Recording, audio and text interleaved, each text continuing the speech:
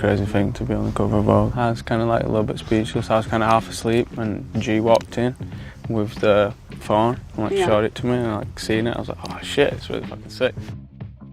My main thing with clothes is I just always try to like make my outfit look cool. I don't know why that is. It's just something I want to do. My granddad, he was a teddy boy, so he loved like dressing up in suits and like wearing like specific tie done a certain way, and like so it's definitely in the bloodline. And I don't want to sound cliche, but I think Prince was like the epitome of that for me. Like he always like was bold with what he wanted to do and didn't really care. It was always unique, and that always tied into what he was doing musically as well. The studio is kind of like what I always envisioned my bedroom to be like as a child, but couldn't quite ever afford to do anything to the extent that it is now. So it's kind of like my childhood aspirations to one day build a studio, and it's all kind of planned out with that in mind. It's just all my favourite things, and just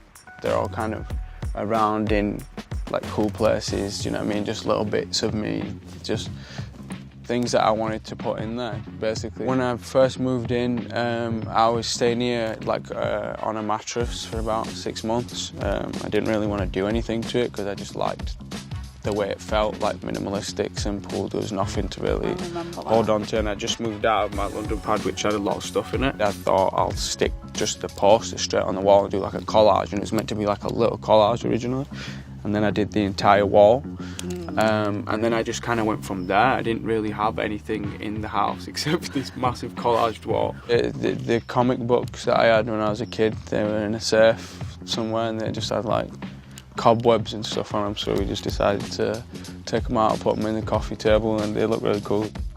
Personally, again, I'm not like a very outgoing like social person, like in terms of big groups of people. When we're, you know, getting ready to start putting the second album out, and people are gonna start seeing me a bit more, so I'm excited to see what people think. I think it's been a year since like I've properly showed my face and stuff, so I feel like I'm always trying to work through whatever, you know, certain issues are around certain subjects. For me personally, I think it comes from a place of not ever wanting to come across as an over arrogant person or a person that takes himself too seriously.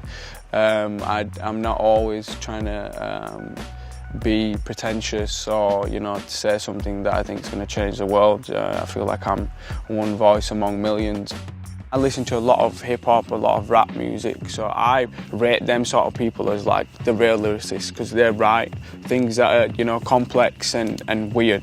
I always feel like there's something I can improve on, or there's something I can tweak and make it more me, or, you know, a little bit more different here. And I feel like that comes across with my lyric now. I feel like my lyric's grown. I feel like it's more adult. I feel like I've got some cool puns in there and some weird things that I'm proud of, that my mind's been able to come up with. I'm just thankful that I get to do what it is that I do, and people appreciate it, and they don't throw tomatoes at me when I'm on stage.